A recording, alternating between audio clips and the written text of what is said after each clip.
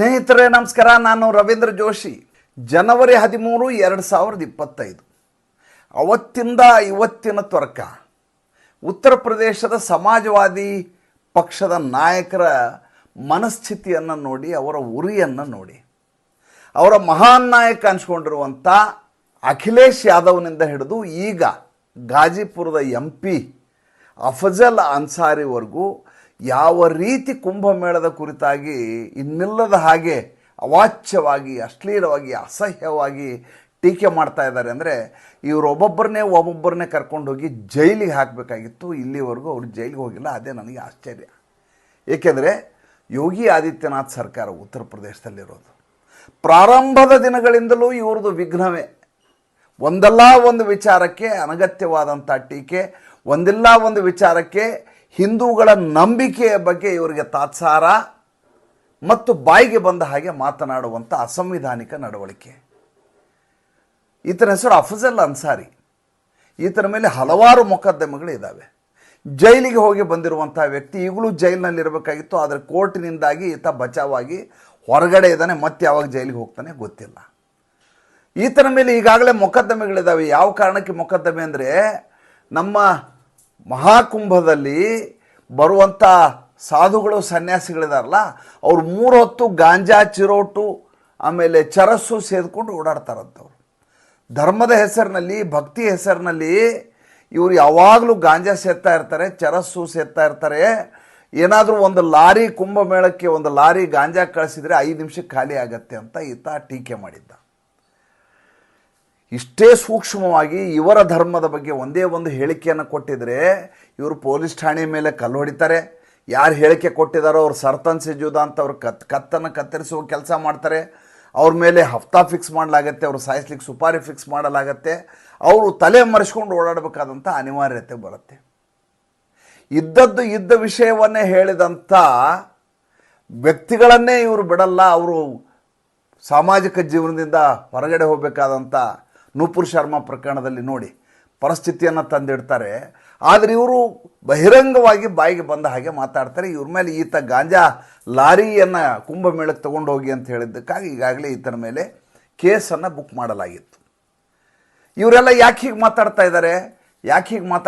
ಇವರ ಲೀಡ್ರ್ ಇದ್ದಾನಲ್ಲ ಅಖಿಲೇಶ್ ಯಾದವ್, ಆತ ಕೂಡ ಹಾಗೆ ಮಾತಾಡ್ತಾನೆ.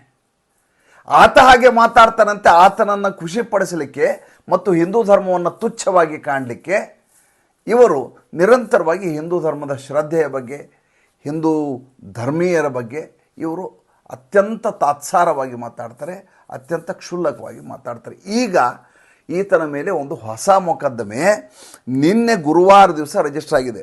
ಸೆಕ್ಷನ್ 299 ಮತ್ತು 253 ಪ್ರಕಾರ ಮೊಕದ್ದಮೆ ದಾಖಲಾಗಿದೆ.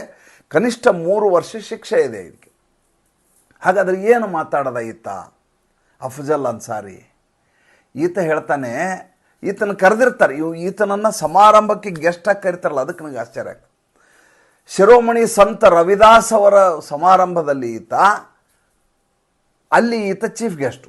ಅಲ್ಲಿ ಹೇಳ್ತಾನೆ, ಈ ಸಂಗಮದಲ್ಲಿ, ಕುಂಭಮೇಳದ ಸಂಗಮದಲ್ಲಿ ಸ್ನಾನ ಮಾಡುವುದರಿಂದ ಪಾಪ ವಿಮೋಚನೆ ಆಗೋದಾದರೆ, ಪಾಪ ತೊಳೆದು ಹೋಗೋದಾದರೆ ನರಕದಲ್ಲಿ ಯಾರೂ ಇರೋದೇ ಇಲ್ಲ, ಸ್ವರ್ಗದಲ್ಲಿ ಜಾಗ ಸಿಗೋದಿಲ್ಲ, ಫುಲ್ ಹೌಸ್ಫುಲ್ ಆಗಿಬಿಟ್ಟಿರುತ್ತೆ. ಮೊದಲನೇದಾಗಿ ನೀವು ಸಂಗಮದ ಸ್ನಾನ ಮಾಡಿದ್ಕೊಂಡು ಪಾಪ ಎಲ್ಲ ಕಳೆದು ಹೋಗುತ್ತೆ. ನರಕಕ್ಕೆ ಹೋಗುವಂಥ ಪ್ರಶ್ನೆನೇ ಇಲ್ಲ ಯಾರು ಹಿಂದೂಗಳು. ಈಗಾಗಲೇ 42 ಕೋಟಿ 41 ಕೋಟಿ ಜನ ಹೋಗಿದಾರಲ್ಲ, ಅವ್ರದ್ದೆಲ್ಲ ಪಾಪ ತೊಳೆದು ಹೋಯ್ತು. ಅವ್ರು ಯಾರಿಗೂ ನರಕ ಶಿಕ್ಷೆ ಇಲ್ಲವೇ ಇಲ್ಲ ಸತ್ತ ಮೇಲೆ. ಇನ್ನು ಸ್ವರ್ಗದಲ್ಲಿ ಜಾಗ ಇಲ್ಲ, ಯಾಕೆಂದ್ರೆ ಎಲ್ಲರೂ ಸ್ವರ್ಗಕ್ಕೆ ಹೋಗ್ತಾ ಇದ್ದಾರೆ. ಈ ರೀತಿಯಾಗಿ ಲೇವಡಿ ಮಾಡಿ ಈತ ಮಾತಾಡಿದ್ದಾನೆ. ಸಾರ್ವಜನಿಕವಾಗಿ ಸಮಾರಂಭದಲ್ಲಿ ಮಾತಾಡಿದ್ದಾನೆ. ಈತ ಮಾತನಾಡಿದ ತಕ್ಷಣ ಭಾಳ ದೊಡ್ಡ ಮಟ್ಟದಲ್ಲಿ ಉತ್ತರ ಪ್ರದೇಶದಲ್ಲಿ ವ್ಯಾಪಕವಾಗಿ ಟೀಕೆಗಳು ಹರಿದಾಡಲಿಕ್ಕೆ ಶುರುವಾಗ್ತವೆ. ಕೊನೆಗೆ ಈತನನ್ನು ಶಾದಿಯಾಬಾದ್ ಪೊಲೀಸ್ ಸ್ಟೇಷನ್ನಲ್ಲಿ ಒಬ್ಬ ದೇವ್ ಪ್ರಕಾಶ್ ಸಿಂಗ್ ಅನ್ನುವಂಥ ವ್ಯಕ್ತಿ ಈತನ ಮೇಲೆ ನಮ್ಮ ಹಿಂದೂ ಧರ್ಮದ ನಂಬಿಕೆಯ ಬಗ್ಗೆ ಈತ ಅವಹೇಳನಕಾರಿಯಾಗಿ ಮಾತಾಡಿದ್ದಾನೆ, ಧರ್ಮ ಅವಹೇಳನದ ಕೆಲಸವನ್ನು ಮಾಡಿದ್ದಾನೆ. ಈತನ ಮೇಲೆ ಸೆಕ್ಷನ್ 299, 253 ಬ್ರಾಕೆಟ್ 2 ಪ್ರಕಾರ ಮೊಕದ್ದಮೆಯನ್ನು ದಾಖಲು ಮಾಡಿ ಅಂತ ಪೊಲೀಸ್ ಸ್ಟೇಷನ್ ದಾಖಲು ಮಾಡಿದ್ದಾರೆ. ಒಬ್ಬ MP ಮೇಲೆ ಗಾಜಿಪುರ MP ಮೇಲೆ ಹಾಕಿರುವಂಥ ಕೇಸ್ ಇದು. ಉತ್ತರ ಪ್ರದೇಶದ ಸರ್ಕಾರ, ಯೋಗಿ ಆದಿತ್ಯನಾಥ್ ಸರ್ಕಾರ, ಬೇರೆ ಯಾವುದೋ ಸರ್ಕಾರ ಆದರೆ FIR ಆದ ಕೂಡಲೇ ಅದು ಮಲ್ಕೊಂಡು ಬಿಡ್ತದೆ. ಇಲ್ಲಿ ಹಾಗಲ್ಲ. ಕೇಸ್ ಹಾಕಿದ ಮೇಲೆ ಕೇಸ್ ನಡೀತೆ, ಕೇಸ್ ಆದಮೇಲೆ ಜೈಲಿಗೆ ಹೋಗ್ಬೇಕಾಗತ್ತೆ. ಆಜಮ್ ಖಾನಿಂದ ಹಿಡಿದು ಪ್ರತಿಯೊಬ್ಬರನ್ನು, ಮುಖ್ತಾರ್ ಅನ್ಸಾರಿಯಿಂದ ಹಿಡಿದು ಪ್ರತಿಯೊಬ್ಬರನ್ನು ಗಮನಿಸ್ತಾ ಬನ್ನಿ, ಯಾರೂ ಈ ರೀತಿ ತಪ್ಪು ಮಾಡಿ ತಪ್ಪಿಸಿಕೊಂಡವರಿಲ್ಲ. ಇನ್ನು ಅಖಿಲೇಶ್ ಯಾದವ್ ತನ್ನ ಈ ದಾಳಿಯನ್ನು ಮುಂದುವರಿಸಿಕೊಂಡೇ ಹೋಗ್ತಾ ಇದ್ದಾನೆ. ಹೆಣಗಳನ್ನು ನೀರಿನಲ್ಲಿ ಹಾಕಲಾಗಿದೆ, ನೀರು ಕಲುಷಿತಗೊಂಡಿದೆ, ಸ್ನಾನ ಮಾಡಿದರೆ ಅಲ್ಲಿ ನೀರಿನಲ್ಲಿ ಸ್ನಾನ ಮಾಡಿದರೆ ನಿಮ್ಮ ಪಾಪ ತೊಳೆಯೋದಲ್ಲ, ಮೈಗಿನ್ನೂ ಕೊಳೆ ಅಂಟತ್ತೆ, ಬಂದಿರೋ ಜನ ಸಿಕ್ಕಾಪಟ್ಟೆ ಬಂದಿದ್ದಾರೆ, ರೋಡ್ ಜಾಮ್ ಆಗಿದೆ, ಸರ್ಕಾರ ಸರಿಯಾಗಿ ನಡೆಸ್ತಾ ಇಲ್ಲ. 26ರವರೆಗೂ ಕುಂಭಮೇಳ ಇದೆ ಸರ್. ಈ ಸಲ ಜನ ಯಾವ ರೀತಿ ನುಗ್ತಾ ಇದ್ದಾರೆ ಅಂದರೆ ನೀವು ಕಲ್ಪಿಸಿಕೊಳ್ಳಲಿಕ್ಕೆ ಸಾಧ್ಯ ಇಲ್ಲ. ನಾವು ದಕ್ಷಿಣ ಭಾರತೀಯರು ಹೀಗೆ ಉತ್ತರ ಭಾರತಕ್ಕೆ ಹೋಗಿ ಸಂಗಮ ಸ್ನಾನ ಮಾಡುವಂಥ ನಮ್ಮಲ್ಲಿ ದಾಖಲೆಗಳೇ ಇಲ್ಲ. ಇಡೀ ಜೀವನದಲ್ಲಿ ಒಂದು ಸಲ ಕಾಶಿಗೆ ಹೋಗಿ ಬಂದುಬಿಟ್ರೆ ಊರಲ್ಲಿ ಮೆರವಣಿಗೆ ಮಾಡ್ತಿದ್ರು ಮುಂಚೆ. ಈಗಲೂ ಗಂಗೆ ಪೂಜೆ ಮಾಡ್ತೀವಿ ಕಾಶಿಗೆ ಹೋಗಿ ಬಂದಮೇಲೆ, ಗಂಗಾ ಸಮಾರಾಧನೆ ಅಂತ ಹೇಳ್ತಾರೆ ನಮ್ಮಲ್ಲಿ. ಅಲ್ಲಿ ಗಂಗೆಯನ್ನು ತೊಗೊಂಬಂದು ಇಲ್ಲಿ ಸಮಾರಾಧನೆ ಮಾಡ್ತೀವಿ, ಅದಾದಮೇಲೆ ರಾಮೇಶ್ವರಕ್ಕೆ ಹೋಗ್ತೀವಿ. ಅದು ನಮ್ಮಲ್ಲಿರುವಂಥ ಪದ್ಧತಿ, ಸಂಪ್ರದಾಯ. ಆದರೆ ಈ ಬಾರಿ ಹೇಗಿದೆ ಅಂದರೆ ಎಲ್ಲರೂ ಕಾರ್ ತೊಗೊಂಡು 4 ಜನ 5 ಜನ ಸೇರಿಕೊಂಡು ಇಲ್ಲಿಂದ ಹೋಗ್ತಾ ಇದ್ದಾರೆ ಪ್ರಯಾಗ್ರಾಜ್ಗೆ. ಮತ್ತು ಇಡೀ ದೇಶವೇ ಮಹಾಕುಂಭದ ಬಗ್ಗೆ ಇನ್ನಿಲ್ಲದ ಹಾಗೆ ಆಕರ್ಷಿತಗೊಂಡಿದೆ, ದೈವಿಕವಾಗಿ ಆಕರ್ಷಿತಗೊಂಡಿದೆ. ಆದರೆ ಇವರಿಗೆ ಸಹಿಸಲಿಕ್ಕೆ ಸಾಧ್ಯ ಆಗ್ತಾ ಇಲ್ಲ, ಅಖಿಲೇಶ್ ಯಾದವ್ಗೆ, ಅಫ್ಜಲ್ ಅನ್ಸಾರಿ ಅಂಥವ್ರಿಗೆ. ಇಲ್ಲಿವರೆಗೂ ಒಂದೇ ಒಂದು ಶಬ್ದವನ್ನು ರಾಹುಲ್ ಗಾಂಧಿ, ಪ್ರಿಯಾಂಕಾ ವಾಡ್ರಾ, ಸೋನಿಯಾ ಗಾಂಧಿ ಕುಂಭಮೇಳದ ಬಗ್ಗೆ ಪಾಸಿಟಿವ್ ಆಗಿ ಸಕಾರಾತ್ಮಕವಾಗಿ ಮಾತಾಡಿಲ್ಲ. ಮುಖೇಶ್ ಅಂಬಾನಿ ಬಂದೋದ್ರು, ಅವ್ರ ಇಡೀ ಕುಟುಂಬ ಬಂದೋಯ್ತು, ಸುನಿಲ್ ಶೆಟ್ಟಿ ಬಂದೋದ್ರು, ಅನಿಲ್ ಕುಂಬ್ಳೆ ಬಂದೋದ್ರು, ಅಮಿತ್ ಶಾ ಬಂದೋದ್ರು, ದ್ರೌಪದಿ ಮುರ್ಮು ಬಂದೋದ್ರು. ಯಾರು ಬಂದಿಲ್ಲ ಹೇಳಿ? ಎಲ್ಲರೂ ಬಂದು ಹೋಗಿದ್ದಾರೆ. ಬಂದು ಹೋಗಲಾರದವರೇ ಇಲ್ಲ ಅನ್ನುವ ರೀತಿಯಲ್ಲಿ ದೇಶಾದ್ಯಂತ ಅದು ಸಂಚಲನೆಯನ್ನು ಮೂಡಿಸಿದೆ. ಅದರ ಪಾವಿತ್ರ್ಯತೆಯ ಬಗ್ಗೆ, ಭಕ್ತಿ ಪರವಶತೆಯ ಬಗ್ಗೆ ಆ ರೀತಿಯಾದಂಥ ಭಾವೋನ್ಮಾದ, ಭಕ್ತಿ ಉನ್ಮಾದ ಆ ಮಟ್ಟಿಗೆ ತಲುಪಿದೆ ಇವತ್ತು ಭಾರತ ದೇಶದಲ್ಲಿ.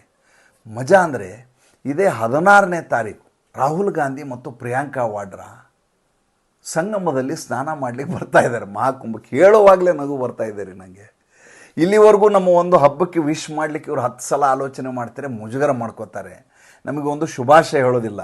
ರಂಜಾನ್ ಹಬ್ಬ ಬಂದರೆ ಇನ್ನಿಲ್ಲದ ಹಾಗೆ ಟೊಪ್ಪಿ ಹಾಕ್ಕೊಂಡು ಓಡಾಡ್ತಾರೆ.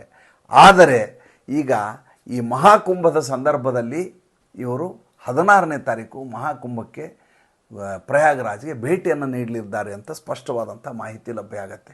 ಅಫ್ಜಲ್ ಅನ್ಸಾರಿಗೆ ಒಂದು ಪ್ರಶ್ನೆ ಇದೆ ನಂದು, ಆ ಪ್ರಶ್ನೆಯನ್ನು ಕೇಳಿ ಸಂಚಿಕೆ ಮುಗಿಸ್ತೇನೆ. ಅಫ್ಜಲ್ ಅನ್ಸಾರಿ ಅವರೇ, ನೀವು ಕಾಬಾಗೆ ಹೋಗ್ತಿರಲ್ಲ, ಹಜ್ ಯಾತ್ರೆ ಅಂತ ಹೋಗ್ತಿರಲ್ಲ, ಹಜ್ ಯಾತ್ರೆ ಹೋಗಿ ಬಂದರೆ ಪಾಪ ತೊಳೆದು ಬಿಡತ್ತೆ ಅಂತ ಹೇಳ್ತಾರೆ. ನಿಮ್ಮಲ್ಲಿ ಪಾಪ ವಿಮೋಚನೆ ಆಗತ್ತೆ, ಎಲ್ಲ ನಿರ್ಮಲ ಆಗಿಬಿಡ್ತೀರಿ ಅಂತೇಳಿ. ಹಾಗಾದ್ರೆ ನಿಮ್ಮಲ್ಲಿ ಜನ್ನತ್ ಅಂತಿರಲ್ಲ, ಸ್ವರ್ಗ, ಜನ್ನತ್ನಲ್ಲಿ ಜಾಗ ಹೆಂಗೆ ಉಳಿಯತ್ತೆ?